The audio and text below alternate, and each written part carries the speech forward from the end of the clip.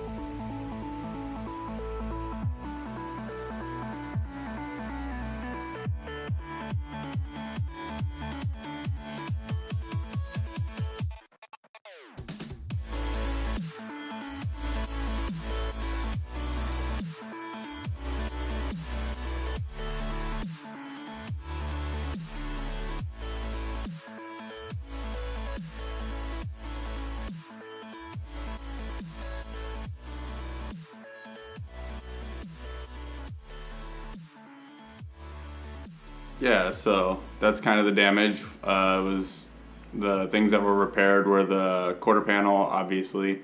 The tail lamp pocket needed to be completely removed and replaced, as well as floor extension, the rear body. There was a little bit of frame damage, which actually wasn't that bad. We just had to put it up on the frame rack and pull it and get everything back in spec, which it's actually better than factory now.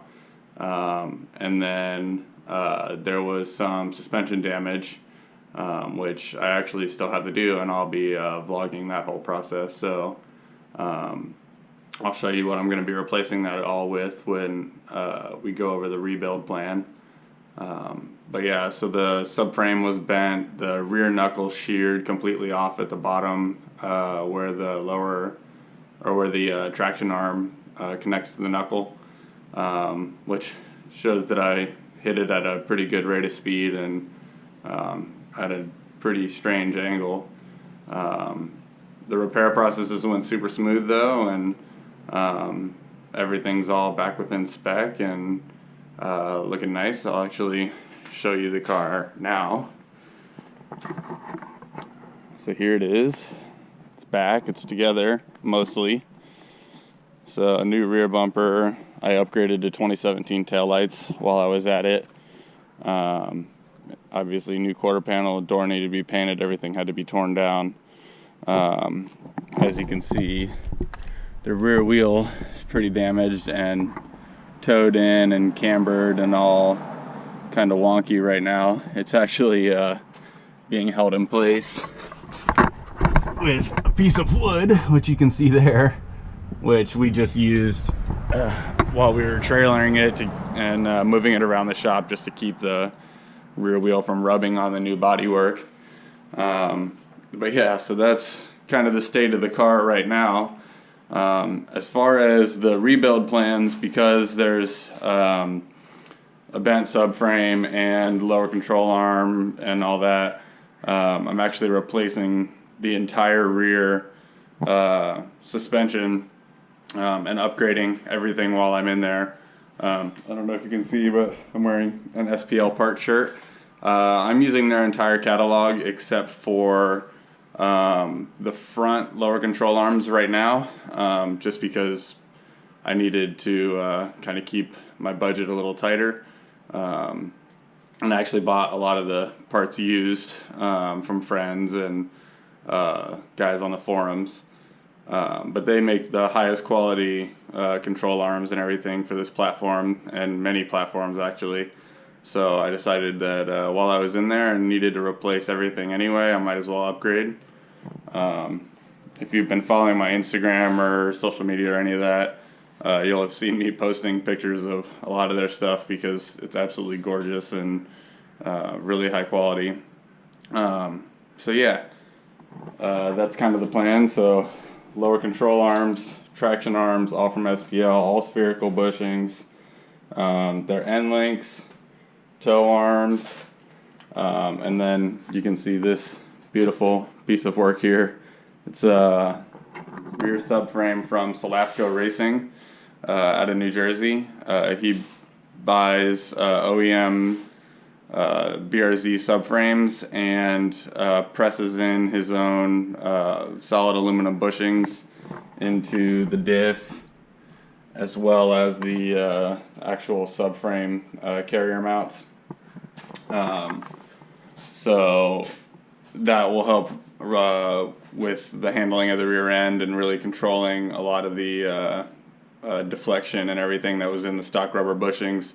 And my bushings are pretty worn anyway because the car's got like 69,000 miles on it and saw a bunch of Chicago winters. And you know, if you've seen any of my previous videos, you've seen some of the rust struggles that we go through. But yeah, so all those upgrades in the rear end should help the car actually be more controllable in a slide, and you know, not have so much compliance like the factory stuff does. It'll probably have an increase in, you know, noise, vibration, and harshness, NVH, but I don't really care about that. I'd rather have the car predictable and adjustable, and you know, be able to make the changes that I want, and you know, really focus on having a really controlled rear end. As well as all those upgrades, I've gotten some used upper control arms, which I cleaned up and got all enamel painted and everything so that they'll be nice and pretty in there. These rubber bushings I'm replacing with Cusco sphericals, which were provided by Counter Space Garage. It was one of my partners in the build. They kind of walked me through this whole process of rebuilding the rear end and helped me plan out the parts that would really make the car handle a lot better and be more predictable. So I got all these beautiful broom, sorry. But I got all these beautiful Cusco sphericals shipped overnight from Japan. Not really overnight, but good memes. So yeah, all those upper control arm bushings will be replaced with sphericals, as well as the lower bushing in the knuckle. So the knuckles have sphericals in one of the bushings from the factory, but I'm replacing the rest with, the other ones with those Cusco sphericals. Cusco uses really, really high quality ball bearings, or spherical bushings, and they're super nice, super tight tolerances, so really high quality stuff. And then as far as the other bushings for the diff, since I have solid in the actual carrier, I'm using these white line poly bushings in the actual, like where the actual diff mount to the subframe is. So those again will help with the deflection, but also I didn't want to go full solid back there because I do still daily drive the car when, well, I will once it's fully reassembled, but yeah, so I wanted to have a little bit of damping there. I mean, it'll still, you know, again, increase noise, vibration, harshness versus the rubber in the stock one, but yeah, I just wanted to, you know, upgrade everything while I was in there and make sure everything was all nice and ready. Since I'm, you know, a lot of the SPL our control arms are used. I wanted to replace most of the hardware with brand new, beautiful blue titanium screws. They're actually like $5 a piece, so it's like $50, like a bag of cocaine or something for track guys. But yeah, so that's kind of the rebuild plan for that. As far as me getting back on track, my plan is to take the rest of the year off, get the car sorted, get it all back together, and then next year I plan to really take a lot of coaching and do some skid pad days and really learn how to recover in a slide and how not to make the mistake that I did at Laguna. And hopefully, that'll make me a better, safer, and faster driver eventually, because I'll have more control over the vehicle. I'm pretty new, and it sucks that I wrecked only 4 track days in, but it's part of the risk that you take, and with the inexperience that I had, I didn't really catch the slide like I should have. Luckily I didn't go head on into the inside wall, especially because my buddy Trevor was right behind me, and I knew that, and I didn't want to tangle up another car and make it worse than it already was going to be. But yeah, so again, inexperience. I had too much steering angle and went on throttle and was on a less grippy part of the track. I could make a ton of excuses, but honestly it was my fault, and I own that, and I know that now that I need to really pursue a lot more coaching and instruction and just become a better driver. For my own sake and for the car's sake and for everybody else on track with me, I want to make sure that I'm the safest driver that I can be, and don't make those same mistakes. And if I do make a mistake, I'll have the muscle memory to recover a lot faster, and overall just be a better driver.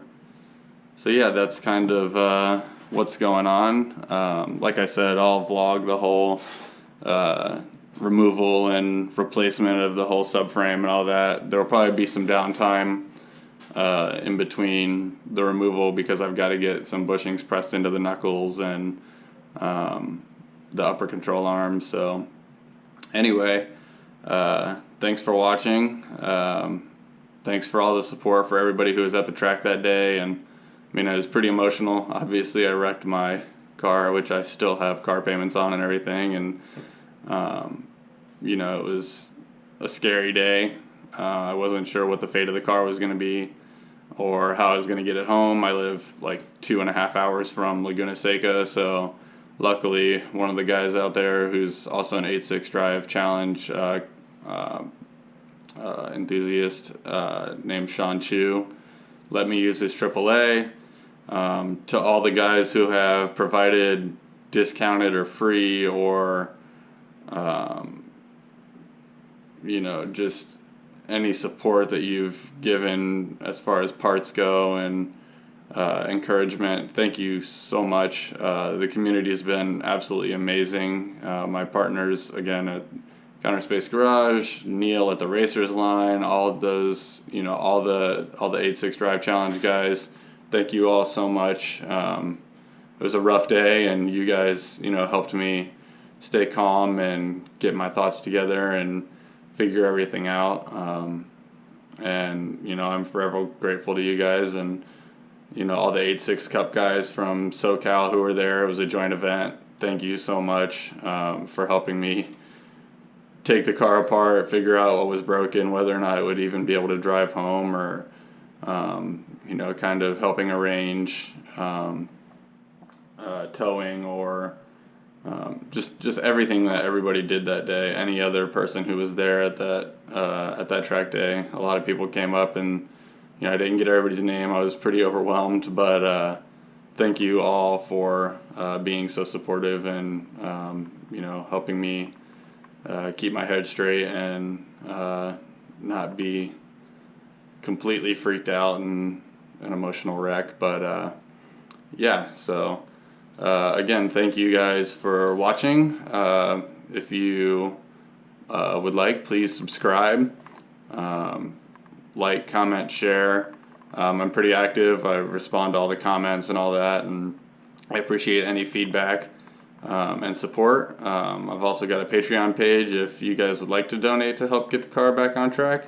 That's great. If not, cool. I'm still going to go out anyway. But yeah, so just thank you all, and stay tuned for the rebuild.